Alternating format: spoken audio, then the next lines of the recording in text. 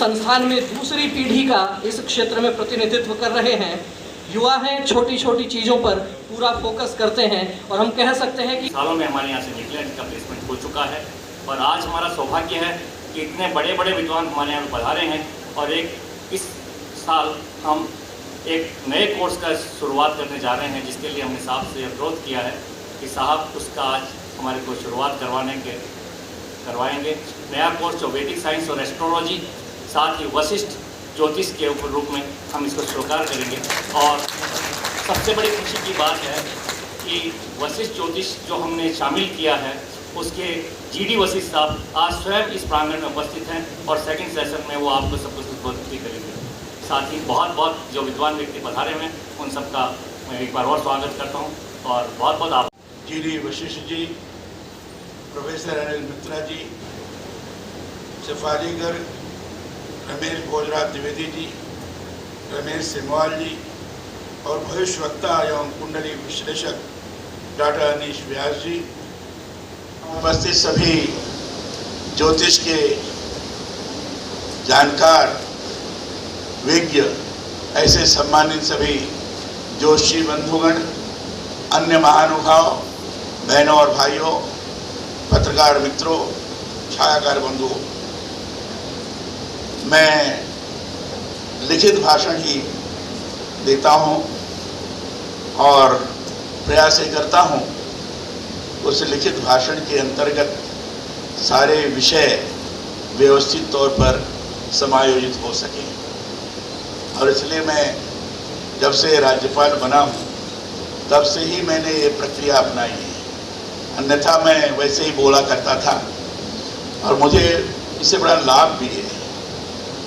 जब भाषण लिखता हूँ, एक बार दोहराता हूँ, दो बार दोहराता हूँ, कभी कमी रहती है तो जिससे जानकारी प्राप्त करनी होती है, जानकारी प्राप्त करके उसको व्यवस्थित करता हूँ।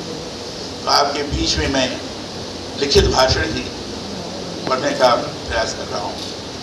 यह सुखद है कि ज्योतिष, वास्तु, हमारे संस्कृति से जुड़े देश विदेश के विशेषज्ञ यहाँ एक छत के नीचे आज यहाँ एकत्रित हुए। मैं समझता हूँ भारतीय ज्योतिष और वास्तु विज्ञान से जुड़े अलौकिक ज्ञान के आधुनिक परिप्रेक्ष्य में यह आयोजन महती विमर्श लिए होगा। मेरी आप सभी को इसके लिए बधाई और शुभकामनाएं। ज्योतिष का ज्ञान वैदिक परंपराओं का हमारा मूल है। यह माना गया है कि इसके जरिए भूत, वर्तमान और भविष्य तक को देखा जा सकता है। ज्योतिष शास्त्र इसलिए हमारे यहाँ आरंभ से ही आर्ष ऋषि योगियों का विषय रहा है। गहराई में जाएंगे तो स्फुट एवं अस्फुट रूप में इसमें सब कुछ व्यक्त है जो अन्यत्र कहीं नहीं मिलता है। ज्योतिष में गणना का सर्वाधिक महत्व है। इसके बगैर ज्योतिष की कल्पना ही नहीं की जा सकती। ज्योतिष शास्त्र के 3 स्कंद माने गए हैं। यह है सिद्धांत, संहिता और होरा। ज्योतिष शास्त्र को इसी आधार पर त्रिस्कंद कहा जाता है। इन तीनों स्कंदों का हमारे यहाँ जो ज्ञाता होता था उसे संहिता पारक कहा जाता था।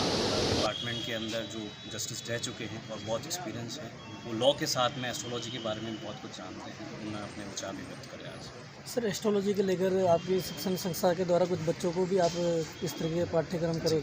आज के कार्यक्रम के साथ ही हम कुछ कोर्सेज लॉन्च कर रहे हैं एस्ट्रोलॉजी से लेकर, जिसके अंदर हम डिप्लोमा कोर्सेज कि आप एस्ट्रोलॉजी को कैसे समझ सकते हैं बेसिक से लेकर एडवांस तक, आप पामिस्ट्री को कैसे समझ सकते हैं बेसिक से लेकर एडवांस तक। तो सभी गुरुजन यहाँ पे पधारे हैं, वो भी इस एडवाइजरी बोर्ड के मेंबर हैं। वो अपने बारे में और इस कोर्सेज के बारे में भी अभी बताएंगे, तो आप उसकी जानकारी।